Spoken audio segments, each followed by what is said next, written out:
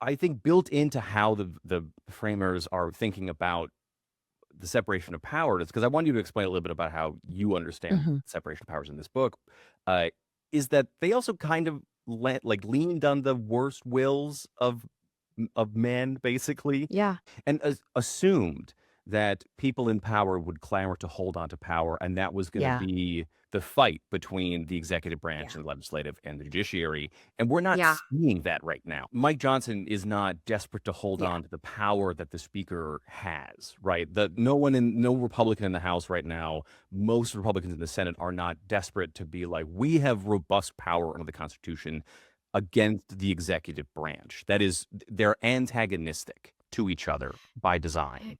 Right. I mean, you're exactly right. So the framers imagine that this is always going to be a contest, mostly between the Yes. president and Congress. Mhm. Again, the judiciary is really kind of an afterthought Yeah. for them. And, until John Marshall comes along, rests judicial review for the courts, and then runs back to his office to stroke a hairless cat for an hour.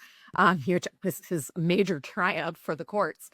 But yes, they imagine like the tension is going to be between this fast-moving, nimble executive and this slow-moving, deliberative, Yeah. multi-member body that is Congress. And that's going to be the tension. And Congress is going to jealously guard its prerogatives. The president is going to push, but Congress will always push back. It's not that Mike Johnson isn't desperate to hold on to power, but it's not for Congress. It's for the Right. Republican Party. And I don't think they envisioned that Yeah. as the kind of fulcrum around which this push and pull would be animated.